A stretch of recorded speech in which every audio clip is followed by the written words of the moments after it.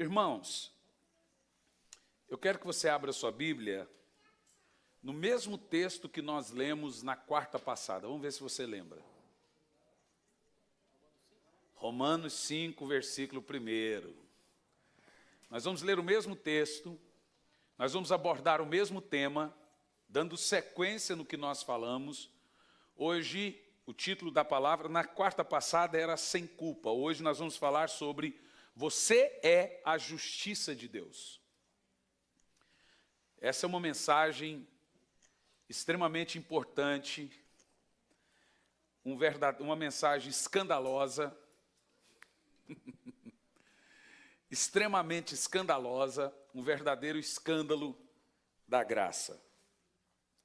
Eu confesso a você que eu estou estudando, lendo muito sobre o tema, estou muito empolgado com o tema e tem sido assim uma mudança de mentalidade. Esse tema que nós estamos estudando, eu, o pastor Eibe e o pastor Luciano Subirá, quando nós começamos a estudar junto, vamos estudar junto, e na nossa abordagem tem sido assim muito gratificante. A gente escolhe passar um tempo estudando e depois a gente começa a pregar. Então eu já estou pregando sobre o tema, e depois que eu prego bastante sobre o tema, eu escrevo sobre o tema.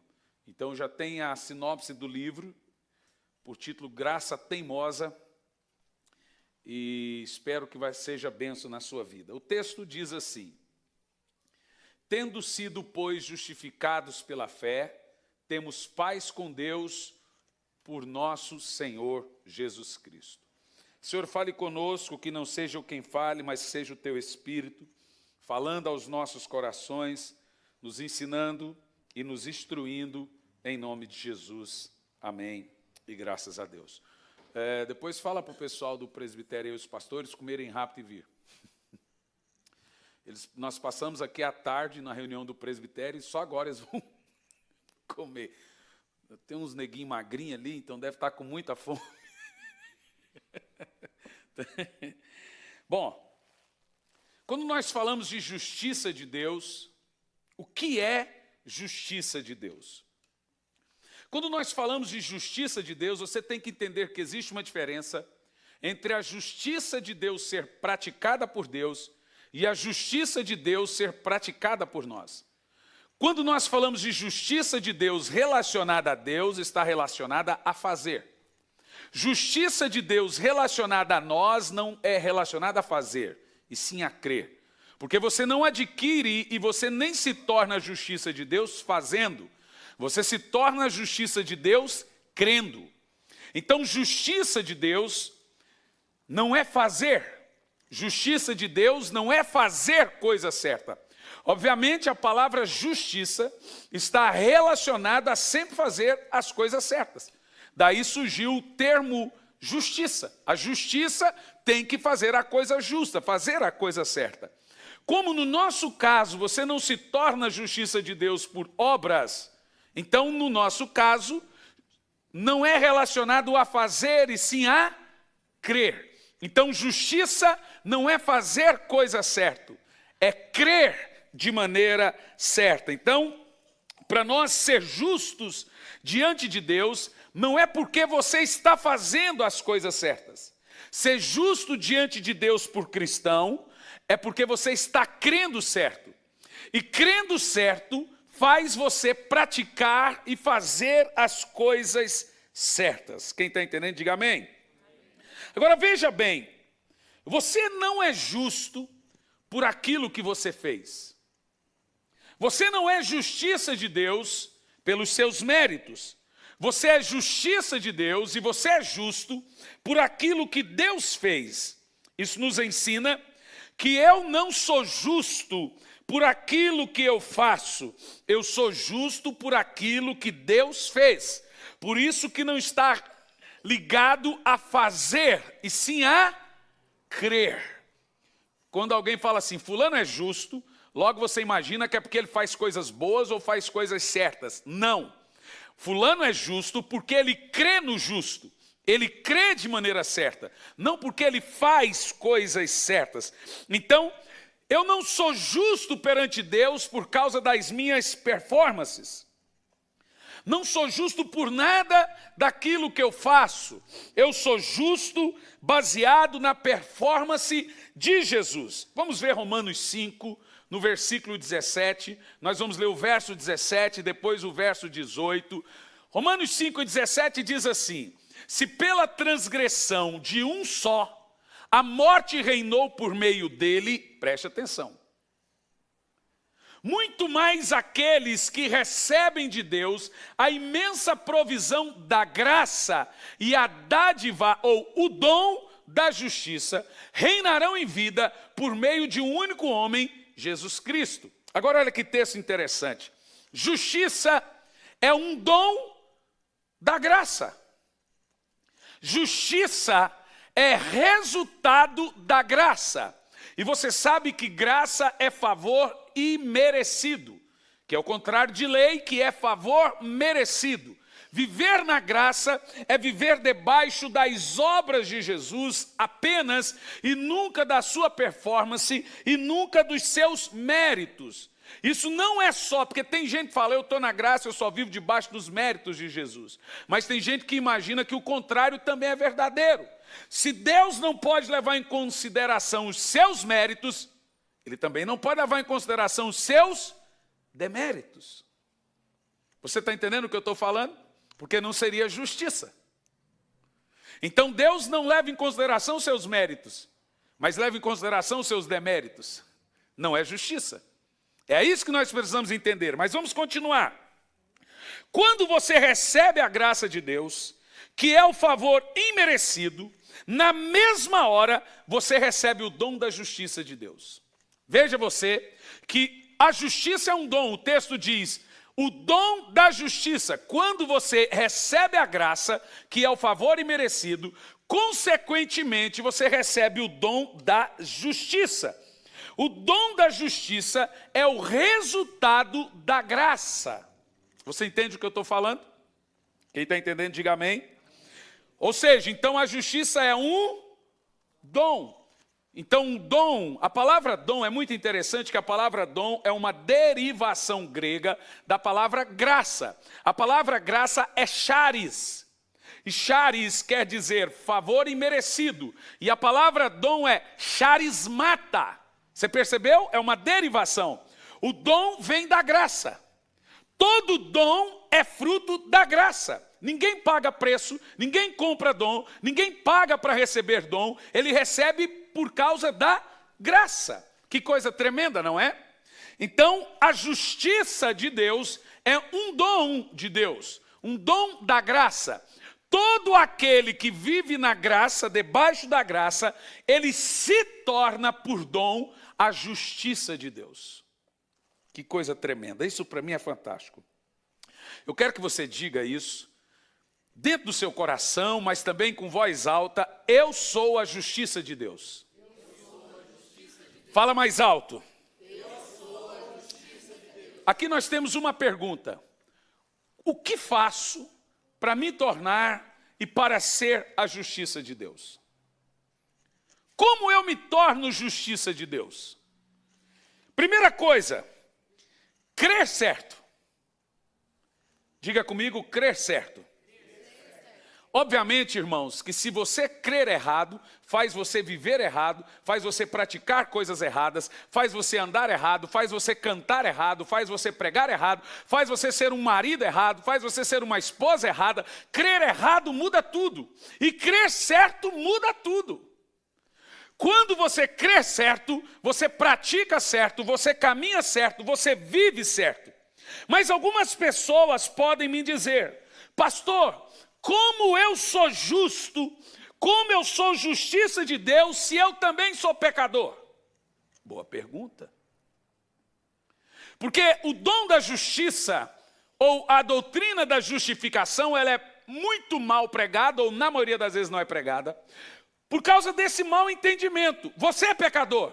Como que você pode ser justo se você é um pecador? Bom, eu vou te responder isso de maneiras bem claras. Primeiro, você não é justo porque você fez algo, e você não deixou de ser justo porque você fez algo. Porque a justiça não está relacionada a fazer, está relacionado a... Então a pergunta inicial já está errada. O que eu tenho que fazer para ser justo? Não é como eu tenho que crer para ser justo.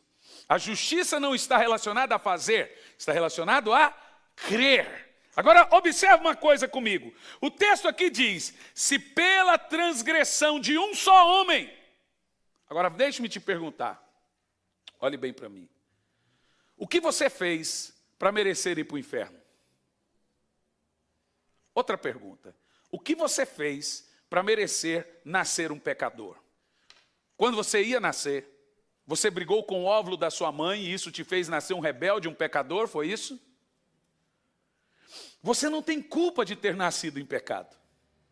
A Bíblia diz que um só homem trouxe o pecado no mundo e esse um só não inclui você.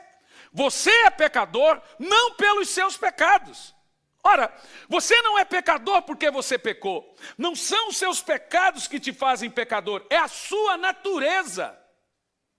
E se a sua natureza te faz pecador, você nasceu pecador sem culpa. Veja você que você nasceu pecador sem pedir. Seria injusto da parte de Deus condenar você nascendo em pecado sem lhe oferecer um Salvador. Agora você está entendendo o que é o dom da justiça.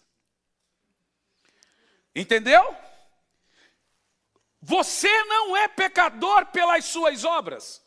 Você é pecador pela obra de Adão. Entendeu? Dessa mesma forma, você não é justo pelas suas obras.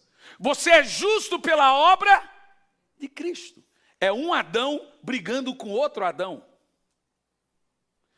Pelo primeiro Adão veio o pecado, pelo segundo Adão veio a justiça. Uau! Você não mereceu ser um pecador e você não merece a salvação. Percebeu agora? Se você fosse um pecador por sua culpa, então você deveria lutar para ser um santo. Mas como você é um pecador pela culpa de Adão, um homem comprou e pagou o preço, e agora você é um justo também por causa de um homem. Por causa de Jesus Cristo.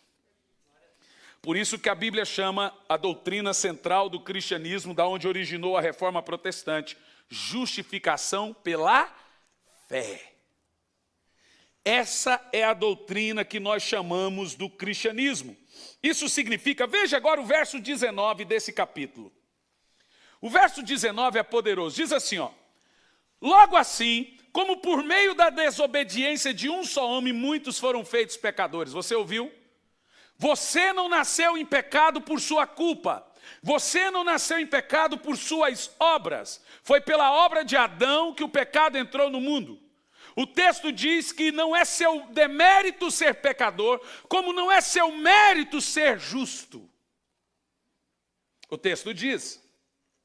Logo assim, por meio da desobediência de um só homem, muitos foram feitos pecadores. Assim, por meio da obediência de um único homem, muitos são feitos justos. É assim que você entende a justiça de Deus. O pecado não é seu demérito e a justiça não é seu mérito. Quem pecou foi Adão, mas você nasce em pecado não por sua obra, não por sua culpa. Agora, a justiça também não é seu mérito, porque quem morreu foi Jesus e agora você não pode se justificar. Você não tem culpa da injustiça e você não tem mérito da justiça. É assim que você começa a entender a justificação. Então, quando você pergunta, como eu posso ser justo sendo um pecador? Essa resposta é óbvia. Da mesma maneira que Jesus pode ser pecado sendo justo. Você é justo sendo um pecador e Jesus se fez pecado sem pecar. Percebeu? O que Jesus fez para merecer a cruz? Nada. Ele não cometeu nenhum pecado, mas ele morreu como um pecador, maldito. O que você fez para merecer a justiça? Nada. você é justo, você é a justiça de Deus por fé em Jesus. Por isso que a justiça não tem a ver a fazer, não está ligado a fazer coisa certa, está ligado a crer no justo. Quando você crê de maneira correta, você se torna justiça de Deus por meio de Jesus Cristo. Que verdade preciosa. Mas ainda você continua a me perguntar, como sou justo com tantos pecados? Eu te respondo. Como alguém é pecador sem nunca pecar? Jesus é a serpente de bronze no deserto. E sabe, quando você lê o Velho Testamento, você sempre tem que ler o Velho Testamento olhando para Jesus. Eu faço uma pergunta, nós lemos a Bíblia para ter conhecimento ou lemos a Bíblia para encontrar Jesus? Esse é o erro da teologia. Eu gosto de ler a Bíblia para encontrar Jesus. E Jesus está em toda a Bíblia. Você lembra que todo o Velho Testamento é um espelho do Novo Testamento? E você deve ler o Velho Testamento para ver como espelho da nova aliança. O povo de Israel pecou, murmurou no deserto. Deus enviou serpentes. Você sabe que a serpente é o símbolo maior do pecado, do engano. E as serpentes picavam o povo no deserto. E agora o povo estava morrendo e Moisés vem a Deus e fala, Senhor, o povo está morrendo picado de serpente. Veja, Deus mandou a serpente, ele faz a ferida, ele cura. Ele deu a lei e ele traz o antídoto da lei, que é a graça. Ele traz o juízo, mas ao mesmo tempo ele traz o amor e a graça que triunfa sobre o juízo. Ele faz a ferida e ele cura. Ele liberou as serpentes para picar o povo no deserto. E agora o povo estava morrendo picado de serpente. Deus fala para Moisés, levanta a serpente bronze. Todo aquele que for picado, olhar para a serpente bronze, ele vai viver. Agora me diga, ainda hoje se cura veneno de serpente com veneno de serpente. É engraçado que a Bíblia diz que Jesus se fez pecado. Analogicamente falando, ele se fez serpente. Jesus é a serpente de bronze do deserto. Todo aquele que olha para aquele que se fez pecado, é livre do pecado. Isso se chama justiça de Deus. Ele se fez pecado. É assim, Deus tirou o seu pecado e colocou no corpo de Cristo. Deus tirou a justiça de Cristo e colocou no seu pecado. Foi uma transferência. Isso é justiça de Deus, é um dom que nós recebemos. Agora Jesus se fez Hernani e o Hernani se fez o Filho de Deus. Jesus se fez justiça e a justiça se fez pecador. Pecado. É a serpente. O antídoto para a cura do pecado foi pecado. Ele se fez maldição para curar a maldição. É a serpente de bronze no deserto. Quem está entendendo? Veja bem, volto a repetir, é muito importante para você entender a justiça de Deus. Você não é pecador pelas suas obras, pelo que você fez. Você é pecador pelo que Adão fez. Então você não é justo pelas suas obras. Você é justo pelo que Jesus fez. Não é possível isso, isso é maravilhoso. Oh, meu Deus, como é lindo entender a justiça. Se as pessoas morrem e vão para o inferno sem o Salvador, isso não é justo. Por isso que a Bíblia diz que depois da morte de Jesus, não há indesculpáveis. A Bíblia ordena que todos olhem para Jesus e se arrependam. Percebeu o que eu disse? Jesus morreu pelo mundo. Então, quando o homem vai para o inferno, não é porque ele não quis, não é porque Deus não quis que ele fosse justiça, é porque ele rejeitou a graça. Porque Jesus morreu pelo mundo.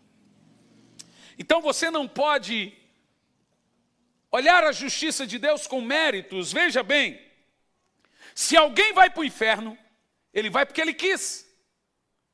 Porque existe a provisão do Senhor para que você não vá para o inferno. É Jesus a provisão. Ele é a serpente de bronze colocada para que você não morra em seus pecados. Isso não é poderoso? Veja bem, a graça produz justiça. Você pode dizer isso?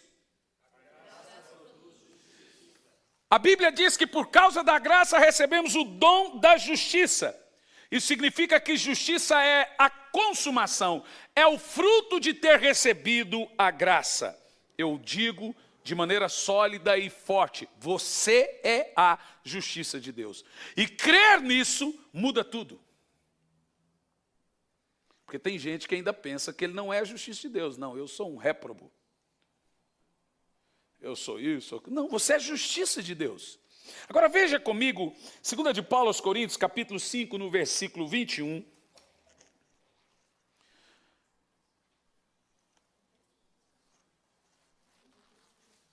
Preste atenção que esse texto é poderoso, diz assim: Deus tornou pecado por nós, aquele que não tinha pecado, para que nele nos tornássemos justiça de Deus. Uau, que verdade absoluta.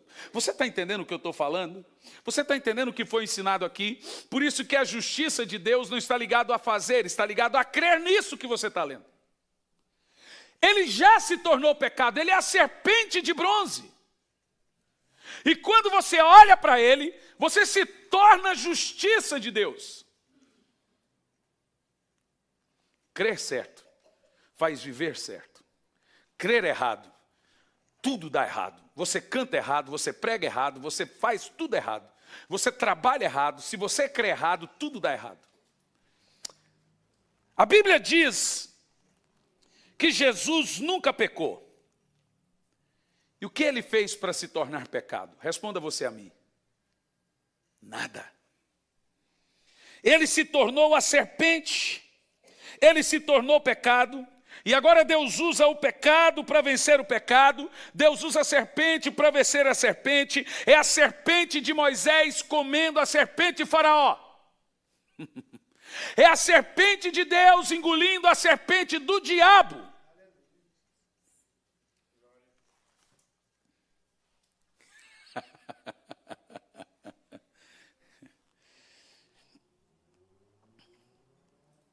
Que coisa tremenda, não é, irmãos? Então você se torna justo, mesmo sendo pecador. Porque você não se torna justo fazendo coisa certa.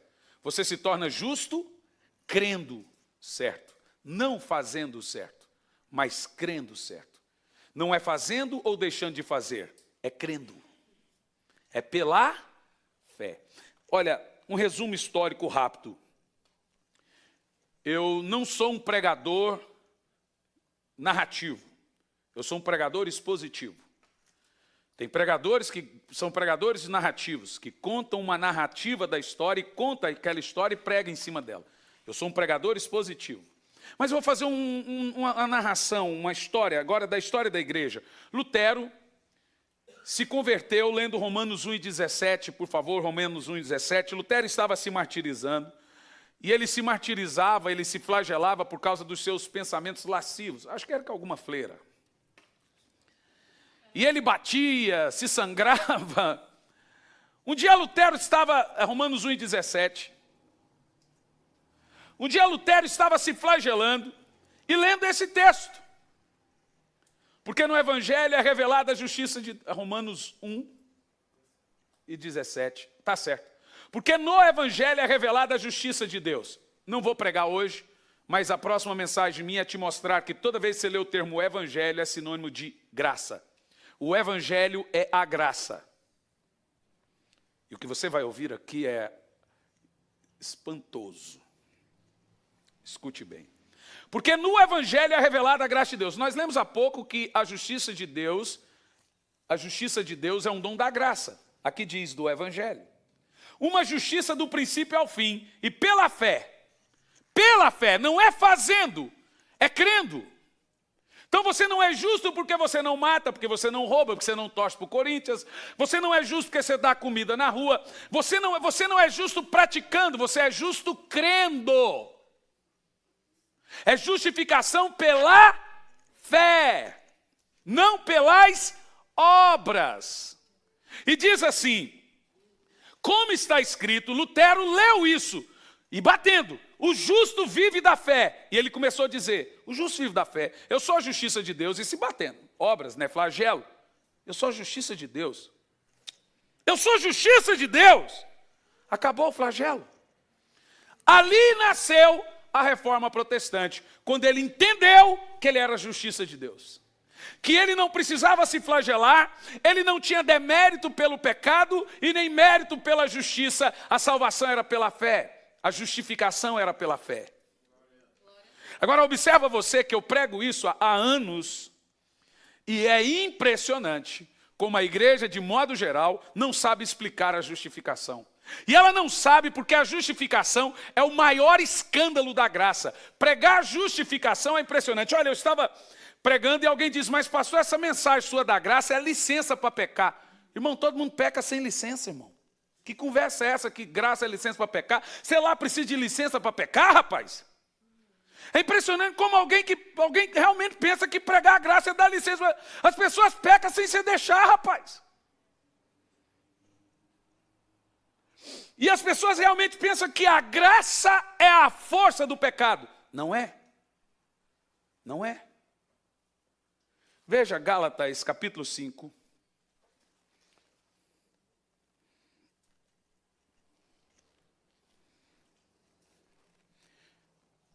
No versículo 4.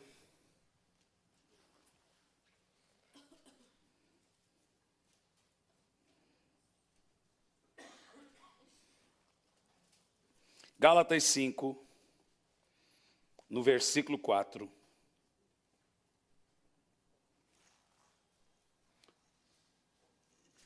Olhe bem, esse texto, irmão, é um dos textos mais duros na Bíblia. Por isso que eu decidi, a partir desse texto, pregar a graça até o último dia da minha vida. O texto diz assim, você já ouviu aquele ditado, que as pessoas, você sabe, eu cresci num ambiente muito legalista, de uma igreja muito legalista, de excluir gente, de falar que cortar cabelo é pecado. Esse foi um ambiente, que a televisão era pecado, bem legalista. A gente cresceu nisso. E de repente, nesse ambiente, o meu pai dizia assim, fulano caiu da graça. E cair da graça era entender que pecou. Todo mundo sabe disso. Quando você falava que alguém caiu da graça, logo você falava, pecou. Mas cair da graça não é cair em pecado. O texto aqui deixa claro, vocês que procuram ser justificados pela lei, separados de Cristo estão e caíram da graça. Cair da graça não é cair em pecado, cair da graça é voltar para a lei. Quando a pessoa cai em pecado, na realidade ela cai nos braços da graça. Você sabe que quando eu li esse texto, eu falei, meu Deus, não me deixe viver a lei. Eu não quero ser separado de Cristo. Eu quero viver o evangelho da graça. Isso é impressionante, não é? Eu quero que você leia em voz alta esse texto de novo, por favor. Vocês que procuram ser justificados pela lei, separam-se de Cristo, caíram da graça. Quando você lê esse texto, logo você imagina o quê? Olha esse texto, 1 Coríntios 15, versículo 3.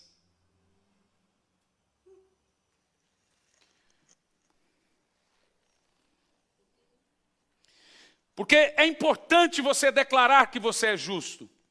Pois o que primeiramente lhe transmiti foi o que recebi, que Cristo morreu, 1 Coríntios 15, verso 3. Tá certo? Pois primeiramente o que recebi, que Cristo morreu pelos nossos pecados, segundo diz as Escrituras. Pode ir à parte B, tem mais do texto. Foi sepultado e ressuscitado ao terceiro dia, segundo diz as Escrituras. Olha o Evangelho. Continua. E apareceu aos 12, a Pedro e depois aos 12. Agora, o texto deixa muito claro, um texto, que o Evangelho é deixar claro para as pessoas que Jesus levou o pecado delas. O Evangelho não é você deixar claro para as pessoas que a qualquer momento elas podem ser condenadas, irem para o inferno. Isso é assustador. Porque deixe-me te dizer, a força do pecado não é a graça. As pessoas não pecam mais quando você prega a graça, e eu vou te dizer como que isso funciona. Veja Romanos capítulo 6, versículo 14. Romanos 6, versículo 14. Pois o pecado não os dominará, porque você não está debaixo da lei, mas debaixo... Opa! Então é pregando qual mandamento que as pessoas deixam de pecar? A graça. O que você prega que faz as pessoas pecarem mais? A lei. Agora escute isso. Esse texto aqui ainda é mais poderoso. Esse texto aqui é o que realmente me assusta. 1 Coríntios 15, versículo 56. Esse texto é um pânico para mim.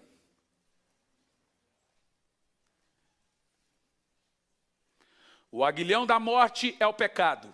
E a força do pecado é a lei.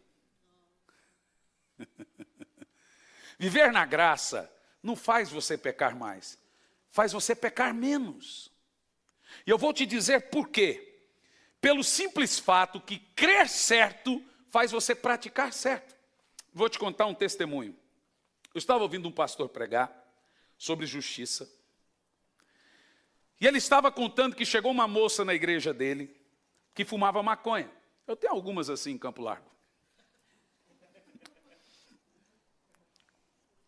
Gostava de um baseado.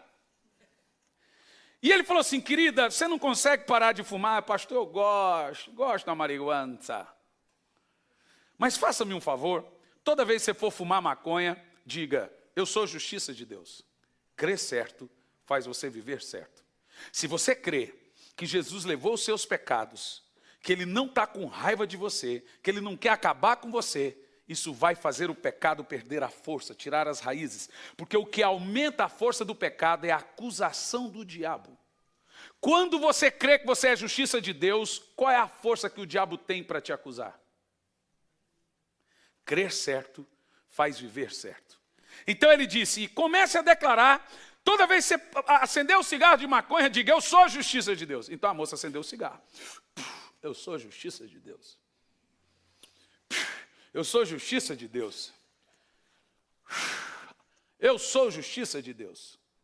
De repente ela pegou o cigarro, olhou. Eu sou justiça de Deus. Eu sou justiça de Deus. Eu não sou maconheiro. Sabe, eu sou justiça de Deus. Eu não sou isso. Eu não sou esse. Eu sou a justiça de Deus. Eu não sou, sabe, isso muda até a nossa maneira de educar os nossos filhos. Quando o seu filho erra, você aumenta a condenação dele ou você revela a identidade dele? Porque tem gente que fala assim, que vergonha. Eu estou indignado, que coisa feia. Você entristeceu o pai, você entristeceu a mãe. Eu estou muito triste com você. Agora, tudo que aquela criança for fazer é para alegrar você e ela vai fazer para te agradar. Isso é bom? Não, ela não vai ter identidade. Agora, se você chega no seu filho e fala, filho, você não é essa pessoa, você não é mentiroso, você não é isso, você tem um potencial, você é um menino lindo, você tem o Espírito Santo, você é ovelha de Jesus, você é um cristão, você revela a identidade. A lei mostra o pecado, a graça mostra Cristo. Quem vive na graça, ele sempre olha para Jesus. Quem vive na lei olha para o seu pecado. A lei traz o pecado à memória, a graça traz a justiça à memória. Então, quando você revela para o seu filho a identidade, você pode mais que isso, você tem mais talento para isso, você tem mais qualidade, você não é isso, ele entende de outra maneira a mensagem. Deixa eu te contar um testemunho. O Gianluca tinha a idade da Isabela em casa. Eu chamei ele na sala e falei, você está vendo isso aqui? Isso aqui é uma tomada. Se você colocar a mão, você leva choque. Eu não preciso te dizer que ele levou uns 15 choques depois que eu ensinei ele o que era choque. Ele nem sabia o que era tomada. A Isabela não sabe o que é tomada até hoje. Ela nunca olhou para uma. E no que depender de mim, ela não vai saber. Porque a lei é a força do pecado. Paulo disse, eu não sabia o que era concupiscência antes de vir a lei dizer não cobiçará. Aí o pecado, tomando ocasião pelo mandamento, provocou em mim todo tipo de concupiscência. Eu falei, então isso é concupiscência. Crer certo, irmão, faz você viver certo. Diga amém. Isso não é poderoso? Isso não é tremendo? Agora olha para mim. Quando você crê que você é justiça de Deus, e você é justiça de Deus em Cristo, você não está caído da graça. Esse texto de Paulo aos Gálatas, ele me choca. Todo dia eu oro, Senhor, não me deixe pregar a lei. Paulo chama a lei de outro evangelho. Veja Gálatas capítulo 1.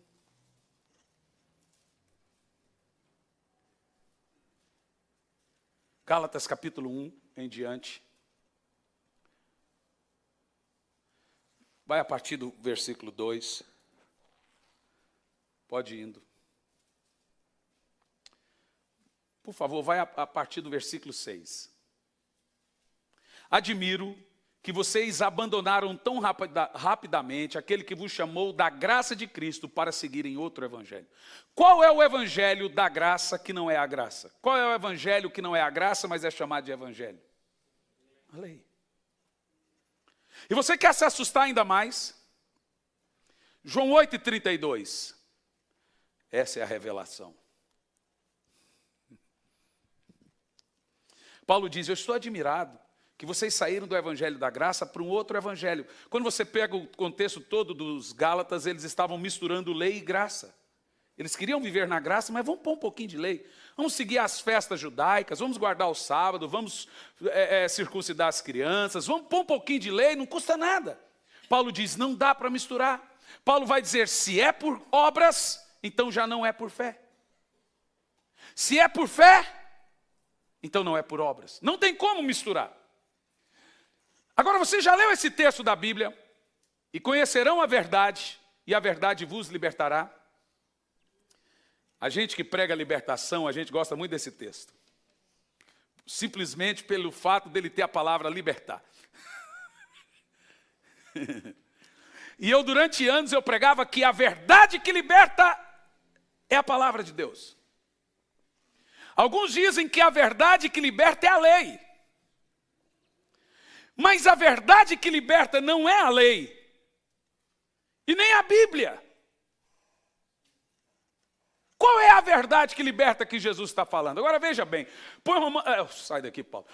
João 8, versículo 1. Para você entender o que é essa verdade que liberta, presta atenção. Você tem que entender para quem Jesus falou esse texto. Qual é o contexto desse texto? João 8, versículo 1 diz que Jesus estava no Monte das Oliveiras, pode seguir. Ao amanhecer ele apareceu novamente no templo, onde o povo reuniu ao seu redor para ele ensinar. Ele foi para o templo. Verso 3, os mestres da lei, os fariseus, trouxeram uma mulher surpreendida em adultério e fizeram-na ficar diante de todos. João 8 é todo o contexto de Jesus por causa da mulher pega em adultério. Aquela que Jesus disse, eu não te condeno, eu te perdoo, vai e não peques mais. Foi para essa mulher e para os fariseus que Jesus disse que se você conhecer a verdade liberta. Qual é a verdade que Jesus disse que iria libertar o povo de Israel, iria libertar aquela pecadora e a todos? João capítulo 1, no versículo 17.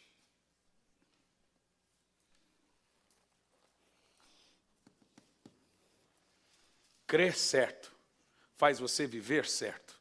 Vamos ler em voz alta? Porque a lei foi dada por intermédio de Moisés, graça e verdade por Jesus Cristo. Aleluia. Qual foi a verdade que Jesus deu para aquela mulher que a libertou? A graça. Qual foi a verdade que Jesus deu para o leproso que o libertou? A graça.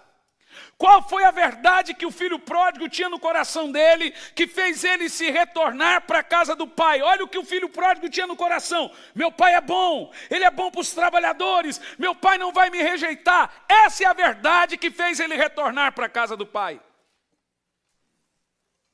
A verdade que Jesus trouxe para os judeus é: o seu pai do céu é bom. A graça. Sabe, meus irmãos, as pessoas não caem da graça quando pecam, elas caem da graça quando não creem na graça. E infelizmente, quando você não crê na graça, você está separado de Cristo.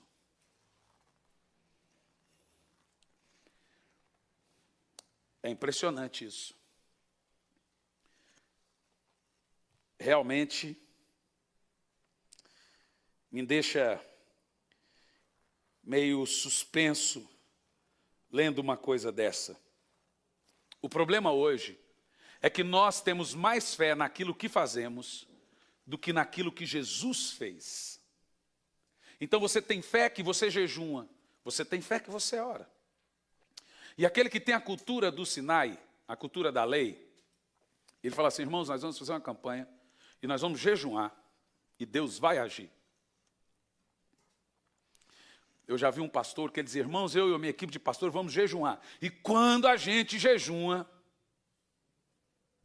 vocês vão ver que é o que Deus vai fazer. Dá vontade dos membros orar e falar: pastor, então jejua sempre, pelo amor de Deus, que a gente está precisando.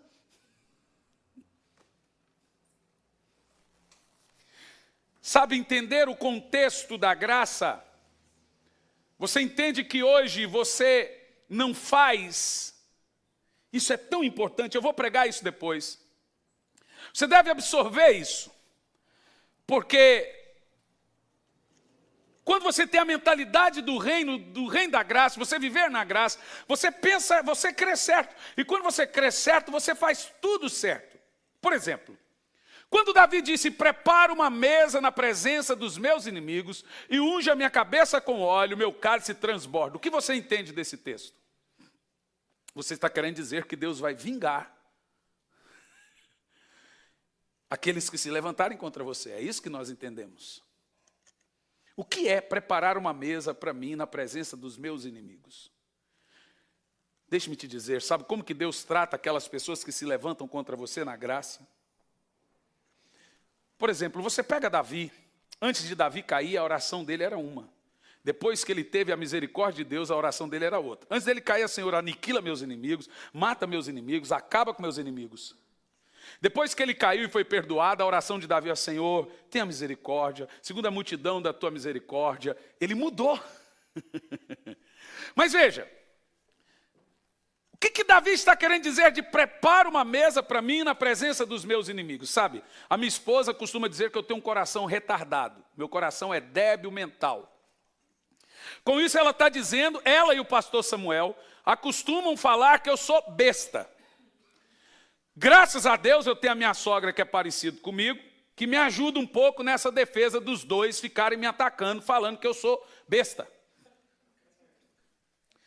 Porque as pessoas se aproximam de mim e eles vêm: todo mundo está vendo que vai te usar.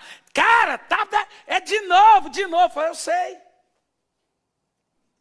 Alguém fala assim: ah, pastor, essas pessoas só me procuram quando querem alguma coisa de mim. Isso é a mesa na presença dos inimigos. Se as pessoas te procuram porque precisam e que querem alguma coisa de você, é porque Deus preparou uma mesa para você. Deus preparou uma mesa para José diante dos seus traidores. Deus fez os traidores virem e serem abençoados por ele. Deixe-me te dizer, aquela pessoa que se levanta injustamente contra você, se Deus pune ela, a casa dela desanda, tudo dá errado, ela nunca vai saber que Deus está punindo ela por sua culpa, porque o orgulho não deixa. Mas agora, se Deus prepara uma mesa, e aquela pessoa tem que engolir o orgulho, e te procurar, e falar: cara, eu preciso de você, e você tem algo para me ajudar. Tem gente aí que nunca vai ser resposta de oração de ninguém. E sabe por quê? Por causa dessa cultura que ele tem: faça o mal, receba o mal, faça o bem, receba o bem. A cultura da graça é diferente. É outra. É prepara uma mesa perante mim, uma mesa farta, uma mesa rica. Não é prepara uma guilhotina para eu arrancar a cabeça dos inimigos, ou uma armadilha para os meus inimigos, é uma mesa. Os meus inimigos se assentarão na mesa e comerão e se alegrarão e dirão, poxa, eu fiz tanto contra esse cara e ele fez uma mesa para mim, sem veneno. Na lei é faço mal, recebo mal, faço bem, recebo bem, na graça é só o bem. Deixe-me te dizer uma coisa, quando você está na lei, você tem todas as bênçãos da lei, mas tem todas as maldições da lei. Põe por favor Deuteronômio capítulo 28. Quando você está na graça, você tem todas as bênçãos da lei e nenhuma maldição da graça. Nenhuma maldição da lei, porque na graça não tem maldição. Vou dizer de novo. Quando você está na lei, você tem todas as bênçãos da lei e todas as maldições da lei. Quando você está na graça, você tem todas as bênçãos da lei e nenhuma maldição da lei.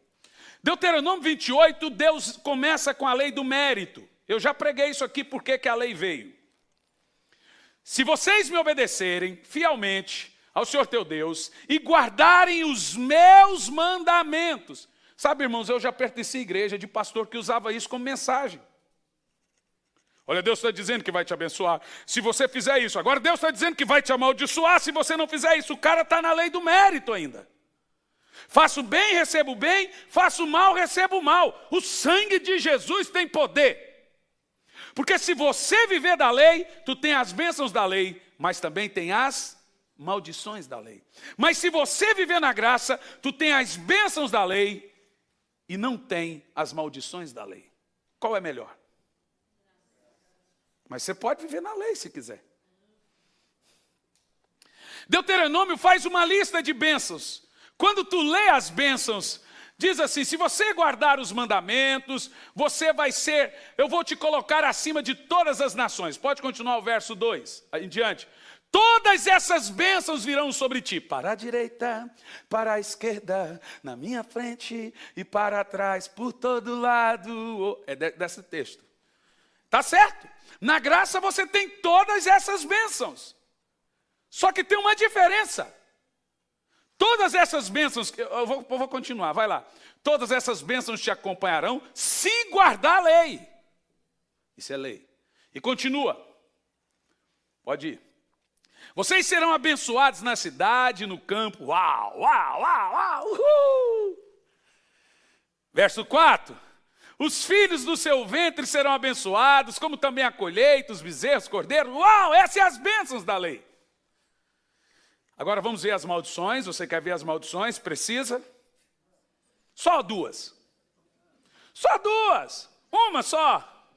Só uma. Põe a partir do versículo 7, por favor. Já começa errado. A partir do versículo 6. Vocês serão abençoados em tudo o que fizerem. Ainda estamos na bênção da lei. Verso 7, pode ir. Verso 8, pode ir. Verso 9. O Senhor fará de vocês seu povo santo, se guardar a lei. Verso 10. Então todos os povos da terra verão que vocês são abençoados. Verso 11. O Senhor lhe concederá prosperidade, se guardar a lei. Verso 12. Tudo isso a gente tem, quem está na graça. O Senhor abrirá o seu tesouro para enviar chuva na terra. Oh, como eles usam isso, como se fosse... A lei do mérito é a lei que prevalece na igreja hoje. Faço mal, recebo mal. Faço bem, recebo bem. Mas na graça não se vive assim. Pode ir, próximo verso. O Senhor fará de vocês cabeça e não cauda. Uau, quem nunca ouviu isso? Fantástico. Não se desvie nem para a direita, nem para a esquerda. Não deixe de guardar nenhum mandamento que eu te dou. Agora vem as maldições de não guardar. Pode ir. Entretanto, isso é lei. Se vocês obedecerem ao Senhor, o seu Deus, e não seguirem os mandamentos, decreto que eu dou, todos esses males virão sobre ti. Eu nem vou ler. Você quer pelo menos um? Só um, próximo, vai lá, um mal. Vocês serão amaldiçoados. Chega, né, gente? Já tá bom. Tá bom, chega. Realmente tem gente vivendo a lei do mérito. Sabe como você dizima na lei? Não é na lei da maldição, no mérito de Malaquias. Hoje nós, da graça, vivemos na fé de Abraão ou na lei de Moisés? Abraão viveu 400 anos antes de Cristo, ou antes de Moisés. Abraão dizimou, Jacó dizimou, Isaac dizimou, Abraão ofertou. Abraão é o pai da oferta. Ele viveu na fé. Na graça, você não dizima porque existe uma lei, você dizima pela fé. Irmãos, a minha vida toda eu sempre disse que dízimo é fé, não é mandamento. Quem é filho da justiça, quem é filho de Abraão, é dizimista pela fé.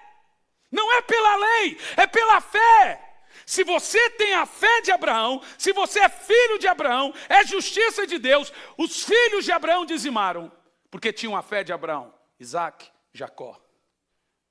Quem ensinou para Abraão sobre dízimo? Isso é viver da fé. Abraão viveu da fé, creu, isso foi lhe imputado por justiça. Quem é da fé aqui? Então você não dizima porque existe uma lei, você dizima pela fé. Só é dizimista de verdade, porque quem dizima com os olhos da lei, eu vou dar o dízimo porque senão o devorador vai me matar. Se você dizima com essa ideia, se você deixa de dizimar, o seu liquidificador queima. O seu carro pifa, porque você está na lei. Então faço mal, recebo mal, faço bem, recebo bem. Se você está na lei, tu tem as bênçãos da lei e as maldições da lei. Se você está na graça, tu tem as bênçãos da lei e nenhuma maldição da lei. Então é melhor dizimar pela fé do que pela lei. Por isso que eu acho que o entendimento da graça vai fazer as pessoas entenderem muito mais sobre oferta e sobre dízimo. Porque ninguém na Bíblia ofertou mais que Abraão. Só Deus. Só Deus e Abraão ofertaram um filho. Ninguém mais entendeu sobre dízimo e oferta que Abraão. E ele viveu pela fé. E a Bíblia diz que o justo vive da fé. Jesus olhou para os fariseus e disse, vocês não são filhos de Abraão. Se fossem, faria o que Abraão manda, o que Abraão faz. Eu sou filho de Abraão. Sou filho pela fé. Sou filho pela promessa. Glória a Deus, dá um glória a Deus aí. Mas se você quiser pela lei, você vai viver pela lei. Mas não, eu vivo pela graça. Isso não é poderoso, meus irmãos. Quem crê que é poderoso, diga amém. Amém. O problema é que hoje as pessoas dizimam e agora elas começam a cobrar de Deus. Olha a lei do mérito. Aí tem pastor que ainda fala, baseado em Malaquias. Nós nunca mais iremos pregar dízimo aos olhos de Malaquias. O dízimo de Malaquias é da lei. O dízimo de Abraão é da graça. O dízimo de Malaquias é, maldito seja o enganador. O dízimo de Abraão é, abençoado seja o dizimista. Você tem a bênção e não tem? Aí pastor, e quem não dizima na graça é amaldiçoado? Não, não acredito. Tem pregador aí que diz que até salvo não é. A salvação foi reduzida a 10%. Então, ele simplesmente não tem a fé de Abraão. Não entendeu que ele é a justiça de Deus. É isso aí. Ele está na lei. Quem não vive da fé, vive na lei. Então, você é da fé, irmão? Quem é da fé? Então, tu é dizimista. Acabou. Isso para mim é simples. Não precisa a gente ficar forçando e enxugando gelo dentro da igreja. É só pregar a justiça de Deus e acabou. Eu entendo isso de uma maneira muito clara, muito poderosa. Você sabe que eu nunca dizimei porque a Bíblia me manda dizimar. Eu sempre amei dizimar. Por isso que a Bíblia fala, quem dá com alegria. O jovem rico, quando Deus deu a lei, falou, dá dinheiro, ele saiu com um semblante triste. Porque ele estava na lei. É aquele crente, quando você fala de dinheiro, ele fala, pastor, lá vem um pastor, 10 minutos falando de dinheiro, o cara está na lei. Mas quando Jesus entrou na casa de Zaqueu, ele ofertou, sem Jesus ter que pregar, porque ele entendeu que ele era justiça. É pela fé. É pela fé. Diga comigo, é pela fé. Sabe o que eu acho engraçado? Quando você usa o termo oferta e dízimo no meio da mensagem, tem gente que fala, estava até bom até falar de dinheiro. Tem gente que realmente fala que não se pode pregar dízimo e oferta no púlpito, é absurdo. Esses são os avarentos, os mimimi dos comentários do YouTube. Se você comentou agora, saiba que você se denunciou como um avarento. Tu é um desses que eu estou falando. É assim ou não é, gente? O avarento, ele na hora fala, vem falar de dinheiro, é o jovem rico. Caiu o semblante.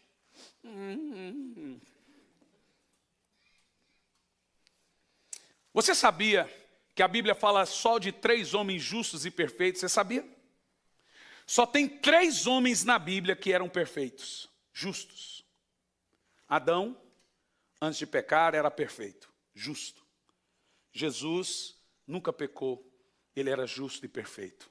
E o terceiro homem é você. Você não entendeu ainda.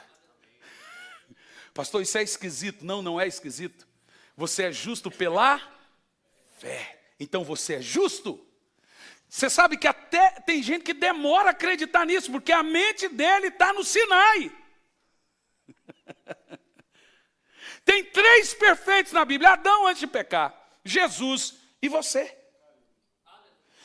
Deixe-me te dizer, você é justo pela fé em Jesus. Por um homem, todos foram feitos pecadores.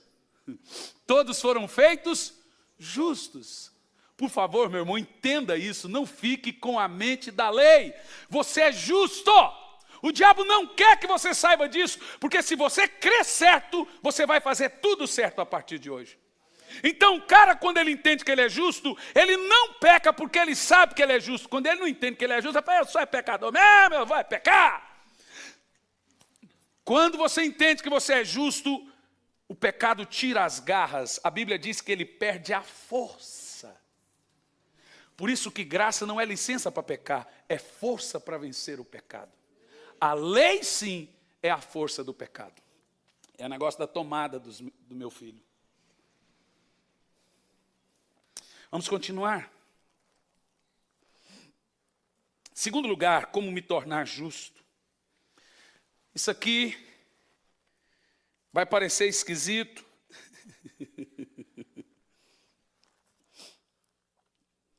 Mas é importante falar isso. A habilidade, pastor, isso que o senhor vai falar, não combina com você. O pastor Samuel já falou. Pastor, que bonita a palavra. Cara, mas você é um pregador de arrependimento. Está sendo estranho ouvir você pregar. O outro leu meu livro do arrependimento e falou, e agora, pastor, esse livro? Agora que ele torna mais real ainda. Porque o arrependimento e a graça são os maiores parceiros. Sem arrependimento não tem graça. Segundo, como ser um justo e por que eu sou justo? Irmãos, não coma merenda antes do recreio. Deixa eu concluir o pensamento. Temos que ter a habilidade de estar na presença de Deus como, veja, isso é uma analogia, como se o pecado não existisse. Ih, petecou tudo, agora é preciosa a graça de vez, agora é licença para pecar. Bom, deixe-me te explicar. O que é entrar na presença de Deus como se o pecado não existisse? A Bíblia chama isso de entrar confiante. O que é entrar confiante? É entrar com confiança, sem senso de medo ou temor. Bom, tudo que a gente não aprende, a gente não desfruta. O que você não entende, você não desfruta, crê errado, vive errado. Hebreus capítulo 4, versículo 16.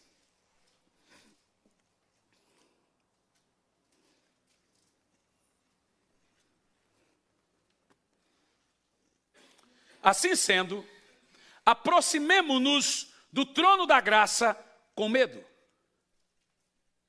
Com cara de cachorro apanhado.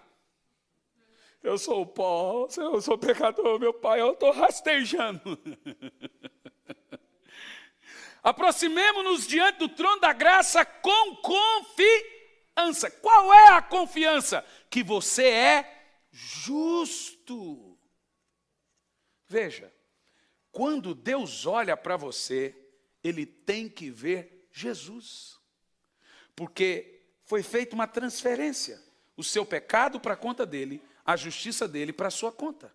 Então Deus olha para você, Ele vê o sacrifício de Cristo. Imagina Jesus entrando na presença do trono da graça. Meu pai, oh tadinho de mim. Imagina o seu filho se aproximando de você, igual meu pai antigamente. Você olhar para meu pai, se fecha, moleque. Não olha para mim, abaixa a cabeça. Antigamente os pais não deixavam a gente olhar para eles. Se você olhasse no olho do pai, você já levava um tapa. Não olha no meu olho. Era tido como falta de respeito. Se fecha, rapaz. Abaixa. Você tinha que chegar assim. Com medo, sem confiança. A Bíblia diz que nós nos aproximamos ao trono da graça confiante. Qual é a confiança que você tem diante do trono da graça? Olha o que diz o texto. A fim de recebermos misericórdia e encontrarmos graça. Tem duas maneiras que você não pode se aproximar diante de Deus. Com culpa. A culpa é a força do diabo. A palavra diabo no Velho Testamento é Ra-Satã, que é acusador. Deixe-me te dizer. Só tem uma maneira de vencer o diabo. O livro do Apocalipse diz, e eles o venceram pelo sangue do Cordeiro.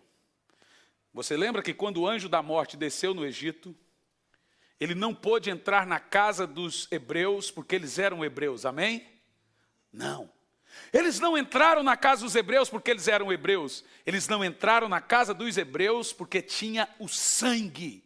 Não é porque eles eram hebreus. Você não é de Deus porque você é crente. Você não é de Deus porque você é evangélico. Você é de Deus porque você tem o sangue. Não é ser crente que te faz ser justo. É ter o sangue de Jesus. Diante de Jesus, ninguém será aceito porque foi 30 anos crente, porque foi 40 anos crente, porque nunca adulterou, nunca prostituiu. Todos serão aceitos pela marca do Cordeiro. O anjo da morte não pôde olhar do outro lado do sangue. Deus vê tudo, Ele só não vê além do sangue. Nada além do sangue. Por isso que Jesus pegou o cálice, levantou o cálice sobre o sangue e diz, é no meu sangue, é nesse cálice que é a nova aliança. Daí nós tiramos que a nova aliança começou no derramar do sangue de Jesus, na sua ressurreição. Quando ele levantou o cálice e diz, é aqui no meu sangue a nova aliança. Por isso que tem pessoas que tomam da ceia, até em Campo Largo, até hoje nós temos irmãos, que toda a ceia ele fica em casa. E você vai falar com ele, fala, pastor, não me sinto digno. E não tem quem pregue para ele, você tem que abrir a cabeça dele, serrar e pôr a Bíblia lá dentro, talvez ele entenda agora. Ele traz uma condenação, uma culpa, que ele acha, esses dias o irmão disse, não, eu briguei com a mulher, e como eu não sou hipócrita, eu não vou tomar da ceia. Tem gente que pensa isso até hoje. Porque a Bíblia diz que não pode tomar indignamente, porque se tomar indignamente é culpado do corpo. Você sabe o que é tomar indignamente a ceia? Deixe-me te dizer, tem alguém aqui que é santo o suficiente para tomar da ceia? Tem alguém aqui que é digno para tomar da ceia? Tomar da ceia indignamente, o próprio apóstolo Paulo diz, não discernindo o corpo. Ou seja, não entendendo que você é a justiça de Deus, não entendendo que seus pecados foram levados no corpo de Cristo, não entendendo que você é a nova criatura. Quando você não discerne, quando você entra com culpa no trono da graça, com condenação, aí você toma indignamente, não entendendo que o cálice é a nova aliança do sangue. Pastor, então a gente pode tomar da ceia de qualquer jeito? Não, não é assim. Existe uma palavrinha que se chama arrependimento. Toda pessoa que se arrepende, na graça, ele é perdoado. Independente do pecado que cometeu. Então o que é tomar da ceia indignamente? É não discernir o sangue de Cristo. É não entrar no trono da graça com confiança. Irmãos, ninguém encontra misericórdia chegando diante de Deus com identidade errada, crendo errado. Você tem que chegar diante de Deus sem vergonha, sem culpa, sem condenação. Qual é a palavra que o escritor de Hebreus usa? Confiante. Agora tem um texto ainda mais violento que esse. Capítulo 10, versículo 19 de Hebreus. Agora vai falar sobre a nova aliança do sangue, sobre você entender essa importância da nova aliança do sangue. Portanto, irmãos, temos plena confiança para entrar no Santo dos Santos pelos nossos méritos. Então, eu não vou tomar da ceia pelo meu demérito. Então, quando eu tomo, é pelo meu... Uau, como isso é criminoso. Você está separando-se de Cristo. Então, quando você toma, é porque você se achou digno. Não briguei com a mulher, é mérito. Eu estou apto para tomar da ceia, mérito. A Bíblia diz que você entra na presença de Deus pelo sangue do Cordeiro. E o sangue do Cordeiro e a graça é chamado de quê? Prossegue o texto.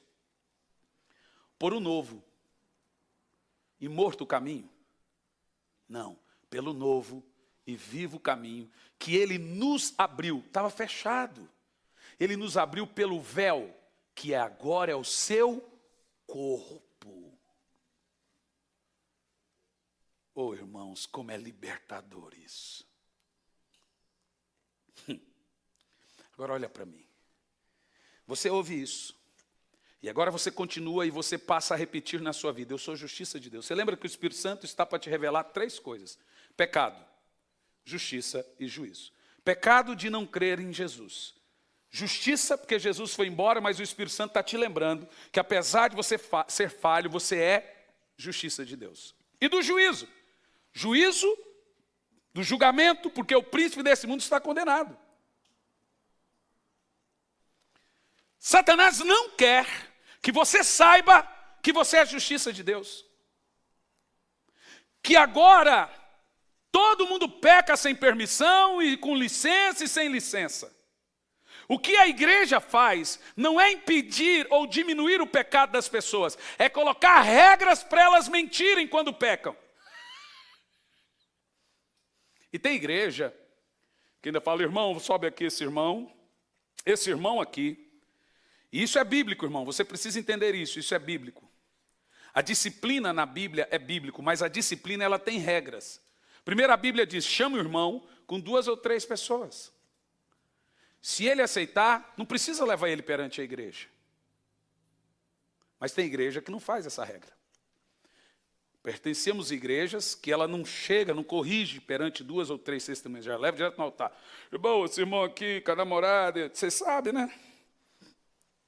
Então, a partir de hoje, eles estão 1 ano de banco. Disciplina. Não pode tomar da ceia. Misericórdia.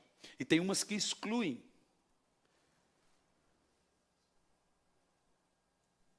Qual é o nome disso no contexto que nós estamos pregando? Qual é o nome disso? Lei. Um pregador esses dias disse que 90% das irmãs na igreja evangélica é prostituta. Está na internet. Vocês ouviram? São prostitutas. Eu imagino os fariseus jogando aquela mulher nua, pega em flagrante adultério perto dele. O que ele faria com a mulher? Que não!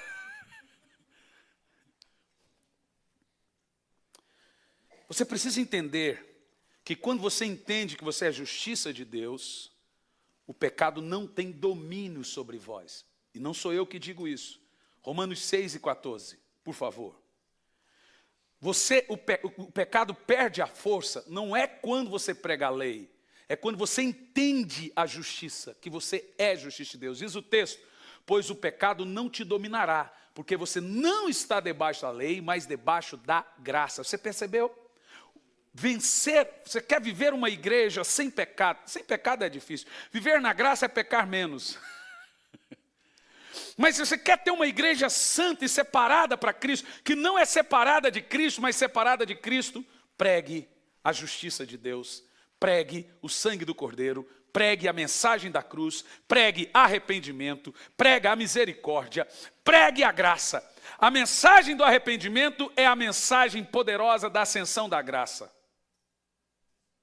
Inclusive, O arrependimento ele só tem validade se depois dele vier a misericórdia. Mas veja o que diz Romanos 2 e 4. Antes de você pregar, a Bíblia diz que quem produz o arrependimento não é a lei. Romanos 2 e 4.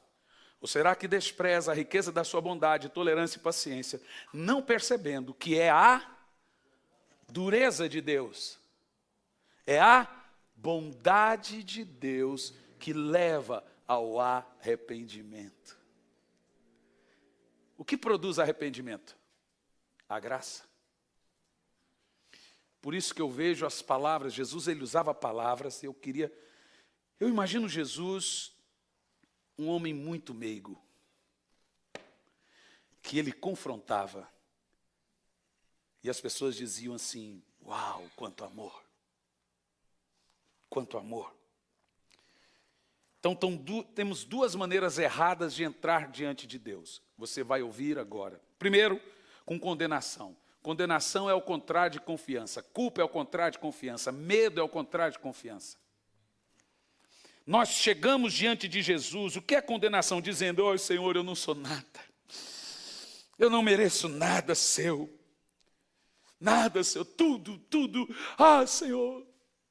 Isso é medo. Condenação. Ele já chega lembrando os pecados. Lembra você que a lei traz o pecado à memória. A graça traz a justiça à memória. A graça traz quem você é. A lei traz o que o pecado, aquilo que você fez. A lei é inflexível. Em segundo, como você não pode entrar na presença de Deus? Com justiça própria. Justiça própria é também injustiça. Porque a Bíblia diz que todas as nossas justiças são trapos de imundícia. Justiça própria é viver em injustiça. O que é justiça própria? É toda a justiça que você produz de mérito seu. Por exemplo, você vai corrigir uma pessoa e ela se enche de razão. Qual é o nome disso? Justiça própria. O que é justiça própria? Dizendo, Senhor, eu me consagrei. É qualquer coisa que você leva para Deus como merecimento. Eu orei, eu jejuei, eu paguei o preço. Quem nunca ouviu essa palavra na igreja? Vai pagar o preço, irmão. E você fala assim, aquele irmão é muito usado, mas também ele é de muita oração. Está tudo errado, irmão. Veja, deixe-me te dizer, eu amo orar, eu amo jejuar. Quando eu jejum, e eu vou ler a Bíblia, olha, eu jejum, irmãos, acreditem, eu jejum. Eu leio a Bíblia.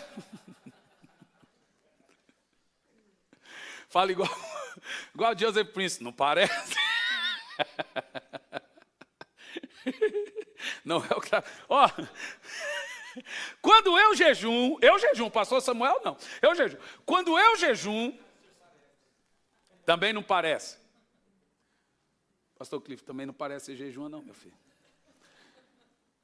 Eu pego a Bíblia e as coisas ficam claras. Jejum é mortificação. Quanto mais mortifica a carne, mais recebe do Espírito. Oração é alimento espiritual. Quanto mais você ora, mais revelação você aparece, mais o seu espírito tem conexão. Sabe, por que eu vou obrigar uma pessoa a orar? É igual escovar o dente. Se você acha que não tem necessidade de orar, por que eu vou te obrigar a orar, irmão? O problema é seu. Irmão, venha para a igreja orar, porque vocês não gostam de orar. O problema é dele, irmão, é necessidade. Se o cara acha que não tem necessidade de orar, o que eu vou falar para esse cara? Então, quando eu oro, deixe-me te falar uma coisa. Na velha aliança, você dá para receber. Ah, irmãos, eu tenho tanta coisa que eu estou estudando, minha cabeça fica matutando, o HD fica assim. Mas você sabe que Jesus andou na terra, e antes da sua morte, ele operou muitas vezes na velha aliança. Ele cumpriu toda a lei, então, obviamente, ele operou na velha aliança. Ele disse palavras da velha aliança. Veja o que ele disse para o jovem rico, guarde todos os mandamentos. Mas Lucas 6:38, olha o texto da velha aliança. Como que você entende a oferta na nova aliança? Uau, isso é poderoso, isso é poderoso. Lucas 6:38 é um texto muito usado pela teologia da prosperidade. A mensagem mais poderosa contra a teologia da prosperidade é: a sua graça me basta. Isso destrói todo o argumento triunfalista. Diz assim: dei e ser-lhe-á dado. Por incrível que pareça, isso é velha aliança. Porque a oferta na nova aliança, veja, Jesus disse: dá e ser-lhe-á dado. Boa medida, recalcada. Com a mesma medida com que você medir, você será medido. Você viu? Faço mal, recebo mal. Faço bem, recebo bem. Agora, na nova aliança, você oferta por quê? Para ser-lhe-á dado? Vamos ver. 2 de Paulo aos Coríntios, capítulo 9.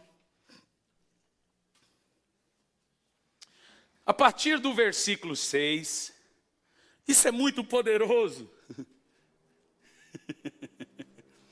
Versículo 7. Versículo 8, pode ir. Deus é poderoso para fazer que lhe seja acrescentada toda a graça, para que as coisas em todo o tempo, tendo tudo necessário, vocês transbordem toda boa obra. Pode ir, versículo 9. Como está escrito: distribuiu deu aos pobres e ao necessitado, e a sua justiça permanece para sempre. Pode ir. Aquele que dá... Leia você em voz alta. Leia lá. Aquele que dá semente ao que semeia, e pão para comer ao que come, suprirá e aumentará a semente, fará crescer a sua justiça. Preste atenção no texto. Na velha aliança você dá para receber. Na nova aliança você dá porque você recebeu. Deus nunca requererá de você aquilo que Ele não produziu em você. Na velha aliança, Jesus disse: se você não perdoar uns aos outros as suas falhas, o vosso Pai que está no céu não te perdoa. Mas a nova aliança, o apóstolo Paulo diz assim: Deus vos perdoou em Cristo, assim vocês devem perdoar o outro.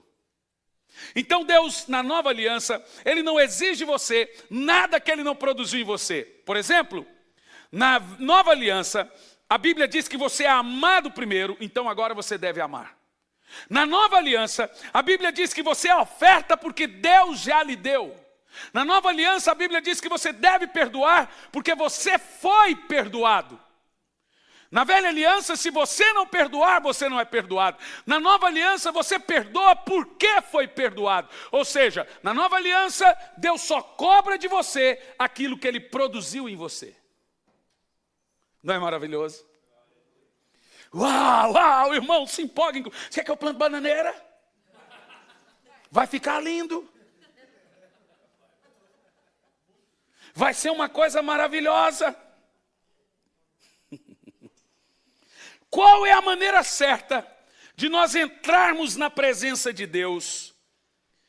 E como se explica entrar com confiança na presença de Deus? Ousadia e confiança. O que isso significa? Vou te ensinar agora. Você não pode entrar com medo, acusação e condenação.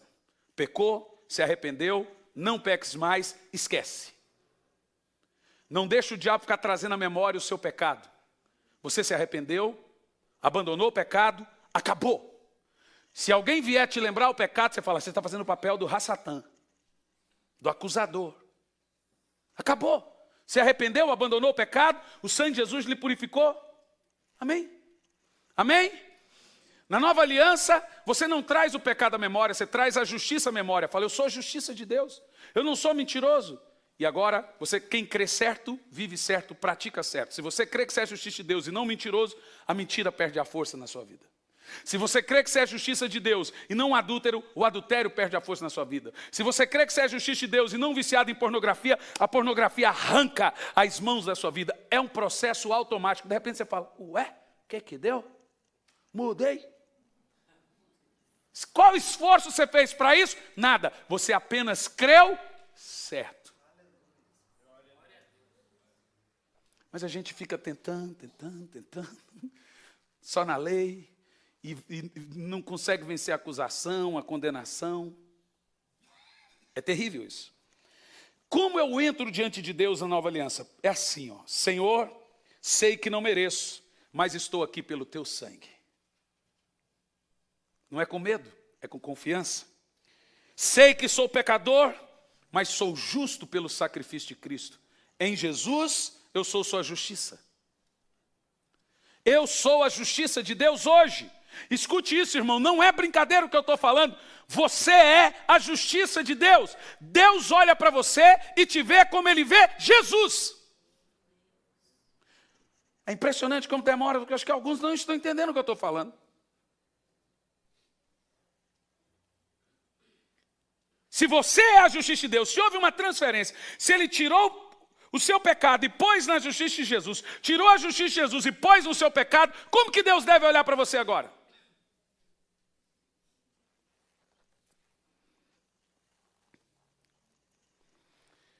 Senhor, eu não mereci ontem, não mereço hoje, e não merecerei nunca mais. Mas ainda assim, pelo teu sangue, eu entro confiante ao trono da graça. Senhor, eu estou aqui porque eu sou sua justiça. E eu tenho tanto orgulho de saber que eu sou justiça de Deus, não por meu mérito, não por nada. Deixe-me te dizer, na nova aliança, todas as bênçãos lhe são dadas, não porque você pagou o preço, é porque Ele pagou o preço. Então agora, como quem é muito abençoado, abençoa muito. Quem é muito perdoado, perdoa muito. Quem recebe oferta, quem recebe dizima. Você só dá porque Deus lhe deu. Essa é a cultura da nova aliança. Mas talvez você pode ofertar, fazer uma oferta de sacrifício para ganhar um carro. Vai que funciona. Eu não vou nem falar disso, que isso me tai o sangue. Literalmente, Rafael, me tai o sangue, o cara fala assim, deixa eu falar. É igual o camarada usar o termo Jeová Jiré. Olha, irmão, para você pensar. O termo Jeová Jiré é usado só para uma coisa hoje na igreja. Prosperidade. Jeová Jiré, o Senhor proverá. Você sabe quando foi dito Jeová Jiré? Quando Abraão ia matar Isaac, Deus fez o cordeiro preso no arbusto. Lá, quando o cordeiro foi no arbusto, para Abraão não matar Isaac, Abraão gritou, Jeová Jiré, porque ele proveu o cordeiro. Não é o dinheiro, é o cordeiro. O termo Jeová Jiré é o termo dado a Deus, que Ele proveu o cordeiro de Deus que tira o pecado do mundo. Jeová Jiré é um termo dado ao sacrifício de Cristo. Uau, pelo amor de Deus! Eu demorei muitos anos para entender isso. E agora eu me envergonho. Senhor, eu preciso pagar uma conta. Jeová Jiré. Deus fala, o que você quer que meu cordeiro faça mesmo?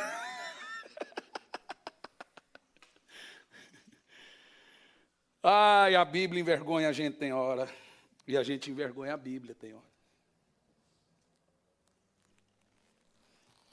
Senhor, eu sou justiça do Senhor, pelo novo e vivo caminho, eu entro na tua presença. E aqui eu termino. A terceira coisa para recebermos a justiça de Deus. Gianluca no teclado, parece que está terminando. A fé de Abraão.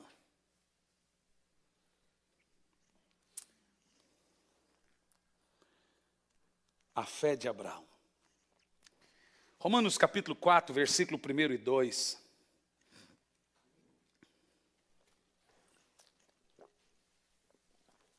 Vamos ler. Portanto, o que diremos do nosso antepassado Abraão? Se de fato Abraão foi justificado pelas obras, ele pode até se orgulhar, mas não diante de Deus. Continua. Que diz a Escritura, Abraão fez. Amém? Não, Abraão creu. E isso foi cotado por justiça. Gente, Abraão viveu na graça. E lá ele ofertou, lá ele dizimou, porque tudo era ato de fé. Essa fé é poderosa. Olha o versículo 3. Lê em voz alta o versículo 3, por favor.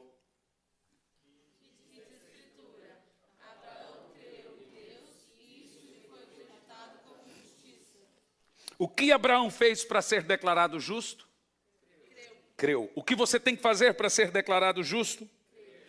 Então olhe para mim, não é fazer, é crer. Crer certo faz viver certo. Se você crê que você é justiça de Deus, mesmo quando você está em pecado, eu sou justiça de Deus, eu sou justiça de Deus, o pecado vai fazendo isso aqui, ó.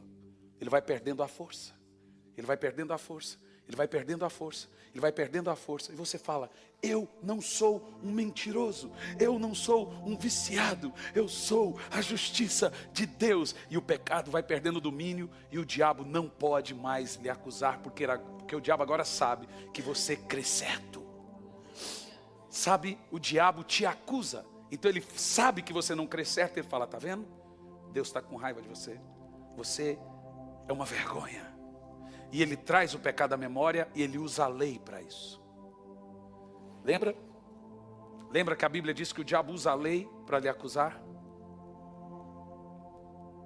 Crer certo faz viver certo. O que nós fazemos para receber o dom da justiça? Crermos, apenas crermos e pronunciar e declarar, eu sou a justiça de Deus. Se você pecou, se arrependa. E não tenha culpa. Não viva debaixo de condenação. Se arrependa. Você sabe, no meu livro Arrependimento Profundo e Eficaz, eu tenho boa parte do livro, 30% do livro é falando sobre justificação. Quem leu? É ensinando as transferências da cruz. Se a pessoa não entende isso, não adianta, você pode pregar o evangelho para ela sempre vai achar que ela não merece nada. Ela não é confiante diante de Deus. Veja o verso 5 agora, verso 5. Todavia, aquele que não trabalha, preste atenção, mas confia em Deus, que justifica o ímpio, sua fé lhe é acreditada como justiça. Aqui está falando de obras, viu gente? Prossegue. Agora veja o seguinte, Davi foi um pregador da graça. Uau, eu fico louco quando eu falo disso. Davi, ele entendeu a graça em tempos de lei. Ele diz, prefiro cair na mão de Deus que é misericordioso. Olha o que disse Davi. Davi foi o primeiro evangelista a pregar a graça dentro da lei. Ele diz assim, Davi diz a mesma coisa quando fala da felicidade do homem, a quem Deus acredita justiça sem obras. Davi pregou justificação pela fé. Uau! Meu Deus, como a Bíblia é maravilhosa. Dá uma cheiradinha na sua Bíblia aí. Fala, dá uma abraçadinha nessa palavra, irmão. Uau, abraça, dá aquele aperto assim na palavra. Faz igual o Lucim Barreto. Fala.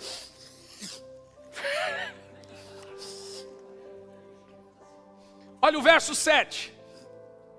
Verso 7. Como são felizes. Olha o que Davi está pregando, gente. Um rei que viveu só na lei. Como são felizes aqueles que têm as suas transgressões perdoadas. Você sabe que transgressão perdoada não existe na lei. Pecou, com 2 ou 3 testemunhas, era apedrejado mesmo se pediu perdão. Mas Davi viveu a graça. Ele pecou e não morreu. Davi tinha que morrer. O pecado dele era passivo de ser apedrejado. Deus tem... Agora deixe-me dizer uma coisa sobre a graça. A graça tira a culpa do pecado, mas não a consequência do pecado. Davi viveu a consequência e não a culpa do pecado. Entendeu o que eu disse? Quem entendeu, diga amém. Diga a graça tira a culpa do pecado e não a consequência. Se você pecou, irmão, você vai viver a lei da terra, plantar e colher. Essa não é a lei do céu, é a lei da terra. Consequência é lei da terra. Como são felizes aqueles a quem o Senhor perdoa e os pecados são apagados. Deus passou uma borracha no pecado de Davi, mesmo ele vivendo na lei. Davi viveu em tempo da lei, mas creu na graça. Pastor Ferdinando, não é bonito isso? Prossegue o texto. Como é feliz aquele quem o Senhor não atribui a culpa. Uau, a fé de Abraão, diga a fé de Abraão.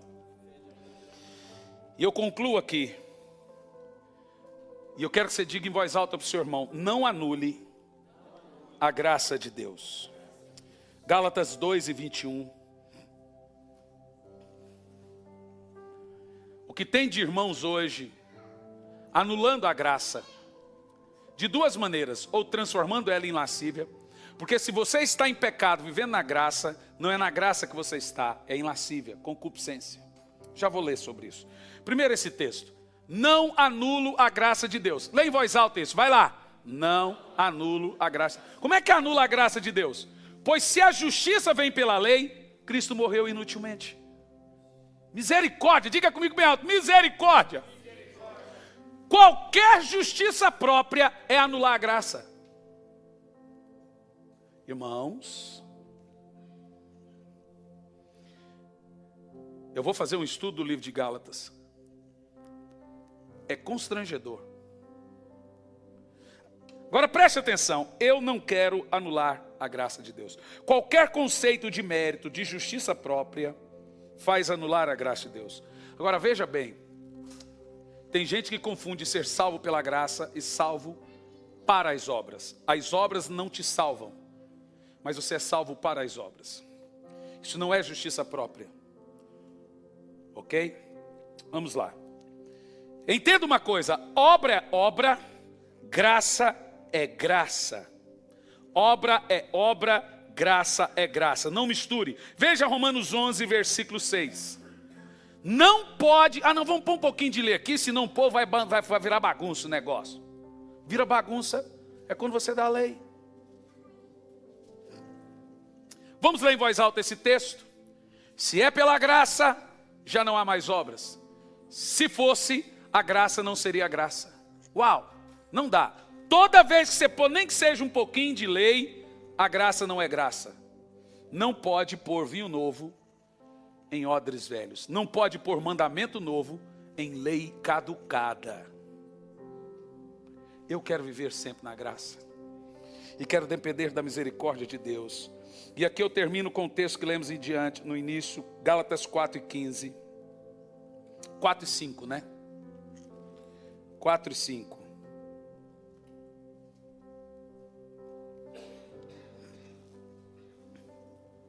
Não, é 4:15, né?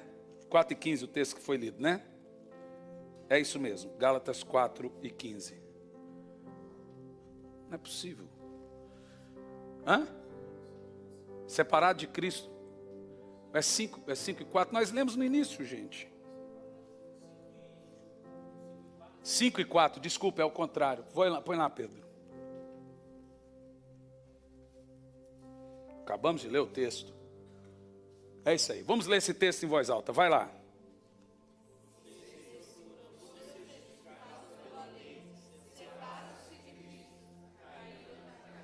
Cair da graça não é cair em pecado. Cair da graça é viver na, diga, misericórdia. Mas eu cresci na igreja aprendendo que cair da graça é cair em pecado. Não é verdade? Mas agora você vê que... Ô meu pai, que vergonha. Qual que é mais vergonha? Pregar isso ou Jeová Jiré?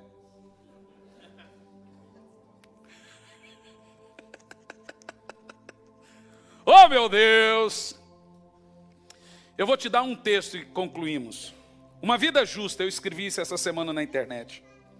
Uma vida justa não pode produzir justiça, mas justiça produz uma vida justa. Uma vida santa não pode produzir santidade, mas santidade produz uma vida santa. As boas obras não podem produzir salvação, mas salvação produz boas obras. Paulo fala a Tito, em Tito, capítulo 3, versículo 2.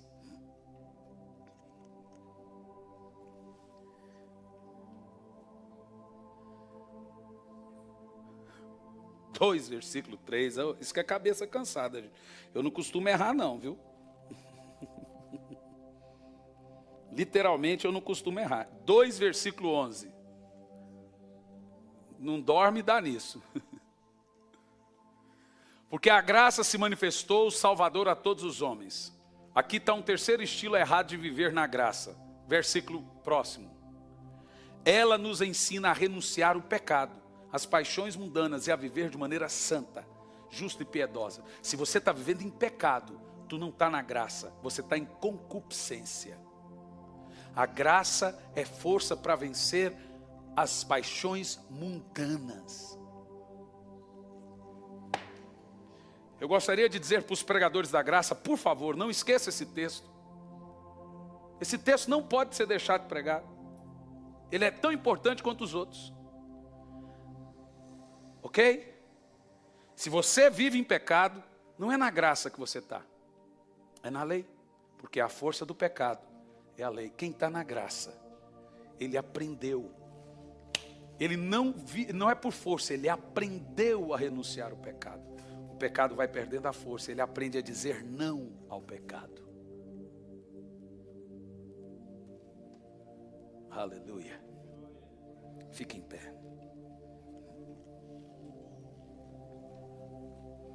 Diga comigo assim: a graça e não a lei é a verdade que liberta. Diga mais uma vez: a graça e não a lei é a verdade que liberta. Senhor, obrigado por essa noite, obrigado pela tua palavra, pelo teu amor, pela tua justiça, o dom da justiça. E antes de terminar essa oração, nós vamos repetir por 3 vezes: eu sou a justiça de Deus. Diz de novo, mais alto.